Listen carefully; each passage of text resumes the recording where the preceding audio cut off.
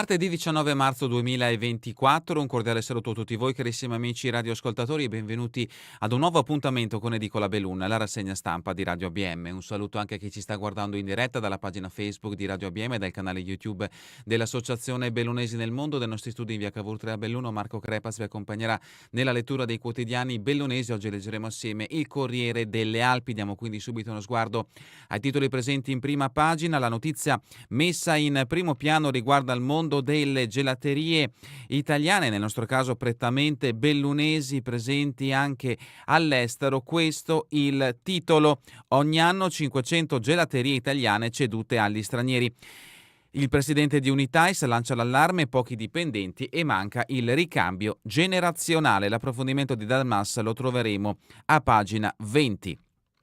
E sempre dalla prima pagina, sanità, dal Ben resta fino alle Olimpiadi. La regione blinda il direttore generale dell'USL numero 1 ai piani legati a Cortina. L'assessore Lanzarini e i progetti sulla montagna. A Belluno una super macchina per la scintigrafia.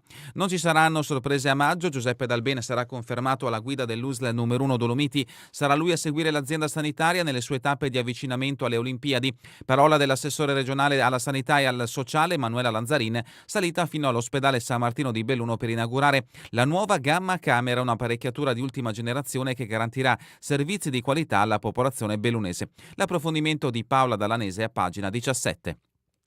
Sondaggio per Confindustria, crisi climatica, ansia del Veneto, i bellunesi più tranquilli. Quorum U-Trend ha attestato i cittadini su crisi climatica e energie alternative. L'approfondimento di Alessia Forzin a pagina 12.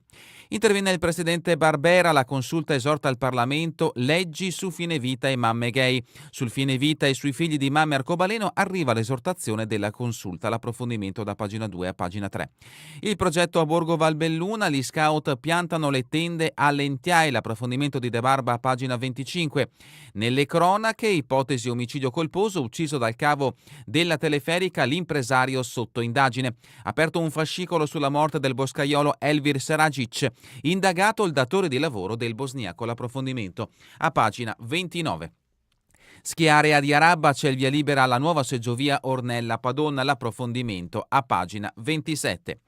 Questa dunque è la prima pagina del Corriere delle Alpi. Adentriamoci al suo interno con le notizie riferite alla provincia di Belluno. La prima la troviamo a pagina 17 e riguarda la sanità bellunese. La regione blinda Dalbene alla guida dell'USL numero 1, il mandato del direttore generale confermato almeno fino alle Olimpiadi. L'assessore regionale Lanzarin: non ci saranno sorprese.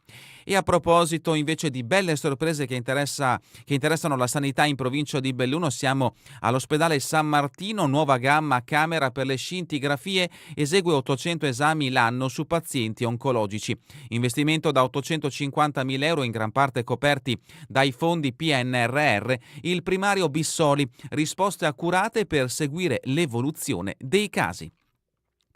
Siamo a pagina 18, ADOS, 30 anni di sostegno alle donne, screening tumori all'80%. L'associazione Donne Operate al Seno spinge su progetti e sensibilizzazione. La presidente Fauro, dati incoraggianti. L'intervista a firma di Fabrizio Ruffini. E a proposito di prevenzione, giovedì in Sala Bianchi, i cibi sbagliati che influiscono sulla nostra salute. Appuntamento per il 21 marzo alle ore... Vediamo se hanno indicato l'ora, sì, alle ore 18 per giovedì prossimo, appunto, alla Sala Bianchi di Belluno. In prima linea per gli invalidi, aveva 97 anni, addio Erminio De Conz, fu presidente UMS e partigiano nella Pisacane. Fatti di cronaca giudiziaria, la sentenza: ti stacco la testa ma la moglie lo perdona. Tutte queste notizie vi aspettano a pagina 18. Continuiamo con pagina 19, politica dell'ente provincia, 18.000 abitanti non rappresentati, la Gordino spera di avere ancora voce. Chissà lei, sindaco del comune di Agordo, le nostre istanze siano considerate. Sopelsa, sindaco del comune di Cencenighe, difficile trovare chi si candida. L'articolo a firma di Gianni Santomaso. La Gordino fuori dal consiglio provinciale, dopo le elezioni di sabato a Palazzo Piloni saranno rappresentati il Cadore, l'Alpago, il Feltrino, la Valbelluna. La terra che da Lamuda arriva fino ad Arabba non avrà invece alcun un nome che porti al tavolo le istanze dei circa 18.000 suoi abitanti. Un dato che colpisce e che fa dire a un ex amministratore nella sintesi di un messaggio sul telefonino: che tristezza. D'altronde, con solo 2 candidature, quella del vice sindaco di Vallada e consigliere provinciale uscente Fabio Lucchetta nella lista dei civici e quella della consigliera comunale gosaldina Sara Laveder nella lista della destra, era difficile fare meglio, a meno che i partiti non avessero elaborato strategie diverse. Così però non è stato. Il PD attacca per Fusaro, catastrofe politica del Bianco, Feltre esclusa, Vettoretto fatto fuori dalla sua maggioranza. Altre notizie, altri approfondimenti che riguardano la politica, appunto in questo caso, dell'ente provincia. E adesso la notizia che ha aperto l'edizione di oggi del Corriere delle Alpi come foto di copertina. Verso la giornata europea, siamo a pagina 20, gelaterie artigianali ogni anno all'estero, 500 locali italiani venduti agli stranieri. Bortolot, presidente di Unitais, che è l'associazione che rappresenta i gelatieri del Bellunese e del Trevigiano, ma non solo, presenti in Germania. Il prodotto tira ma manca personale, i turchi che acquistano non hanno la stessa nostra cultura. L'articolo appunto è di Dalmas. Le gelaterie artigianali attraversano una pericolosa transizione. Il passaggio generazionale non avviene in una percentuale tra il 5 e il 7%, un numero che purtroppo corrisponde alla cessione delle gelaterie a investitori per la stragrande maggioranza stranieri, turchi in particolare, che poco o nulla sanno dell'arte e dell'etica del gelato zoldano, cadorino e neppure di quello veneto. È questo il grave cruccio di Stefano Bortolot, presidente dell'Unitais, che associa 700 aziende per gran parte in Germania, dove operano 9.000 gelaterie italiane. In sostanza 500 punti vendita l'anno passano di mano, ma non di padre in figlio, col rischio di perdere la loro identità. Un dato che preoccupa alla vigilia della 12ª edizione della Giornata Europea del Gelato Artigianale, istituita dal Parlamento Europeo il 5 luglio 2012, che si celebra il 24 marzo. Longarone Fiere Dolomiti si dichiara orgogliosa che questa importante iniziativa, ideata nel 2008 in occasione della MIG, Mostra Internazionale del Gelato Artigianale, sia ora condivisa da un sempre maggior numero di associazioni e istituzioni del mondo del gelato. Ma a proposito della Giornata Europea del Gelato, domenica a Longarone la festa del gelato, il gusto Gaufre Delige agli ospiti del Palafiere per combattere il bostrico. Siamo a pagina 21, gli anni d'oro del Dodos, riunione a sorpresa nel locale di Mazzucco a Salce. Il club ha vissuto momenti storici tra gli anni 80 e 90. Gli ex dipendenti hanno organizzato un pranzo nel ristorante di Ponte. Notizia di spalle, sempre dal capoluogo, cerimonia in comune, un grazie al Campanotte, il premio in Senato è un orgoglio cittadino. E continuiamo con pagina 22, Feltre, villette a Stella Maris e appartamenti in zona Boscarizz, il comune ci riprova. L'offerta minima di acquisto scende a 660.000 euro, il volume recuperabile è del 60%, cioè 16.200 metri cubi. Il complesso torna all'asta il 6 di giugno. Ristorazione Anzù chiude la locanda del Re, apre Indian House a Belluno. E ancora rimaniamo a Feltre, a Foen, preoccupati per i furti, petizione per la sicurezza, i recenti raid hanno lasciato il segno e alcuni cittadini stanno raccogliendo le firme, tra le richieste una maggiore presenza delle forze dell'ordine come deterrente. Notizia di spalle, articolo a firma di Gigi Sosso, spese con il bancomat rubato alla commessa, va a finire in tribunale. E per gli appassionati dello sport, il 30 marzo la Dolomiti Beer Trail, iscrizioni già a quota 1.200, in campo oltre 200 volontari. Feltre, 5 candidature per il posto di primario di pneumologia e ancora CAI Feltre di acque e di terre, escursione sul Corlo. L'appuntamento è per le 8:30 di domenica 24 marzo. Rimaniamo nel Feltrino, Santa Giustina, sindacato dei vigili contesta Minella, in via Moro fa testo il codice della strada. Maniero del SUP, delegittimato il lavoro degli agenti, il sindaco scelta tecnica, piena fiducia nel comando. Pasqua in musica al Palarasai, 2 serate a ingresso libero per giovanissime e famiglie, notizia in questo caso che ci porta a Serenne del Grappa, sabato 30 e domenica 31, DJ animazione, si entra con un documento di identità, braccialetti di colore diverso per distinguere i minorenni. E ad Arsi invece è riaperta la carreggiata in direzione del Trentino, la strada statale 47 che era stata interessata da un grande masso che era precipitato appunto sulla provinciale, fortunatamente senza provocare danni a auto ma soprattutto a persone. Con pagina 25 le notizie da Borgo Valbelluna, a Pian di Coltura prende forma un centro per i campi scout. Arriva in consiglio il progetto delle parrocchie di Spinea e dedicato ai giovani, l'area attrezzata affiancherà la struttura utilizzata da decenni per i campi scuola.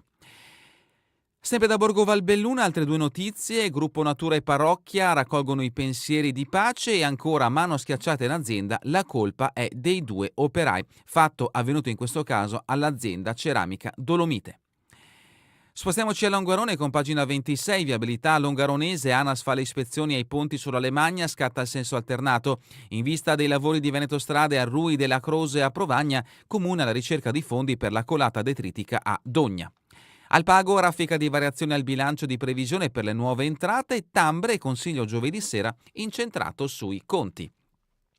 Spostiamoci a Livinallongo del Col dell'Ana, notizia dalla Gordino e dall'Alto Lagordino, in questo caso a pagina 27, Seggiovia Monte di Ornella Padon c'è il via libera alla riqualificazione. L'impianto sarà demolito e ricostruito passando da 2 a 6 posti, lavori previsti quest'estate. Padrin, presidente della provincia, soddisfatto dopo il mail booming del Palafavera, uffici efficienti. Canale d'Agordo, bivacco usato per le grigliate, i crodaioli adesso basta. Val di Zoldo, Alta Via delle Dolomiti, presentazione a Fusine. L'appuntamento è per giovedì alle 20:30 nella sala polifunzionale del municipio a Fusine. Con pagina 28, Cortina, hotel inverno da incorniciare, dall'estero il 40% della clientela, occupazione media dei posti letto al 64%, tutto esaurito con il grande sci e non è finita, gran parte delle strutture prolunga la stagione per tutto aprile.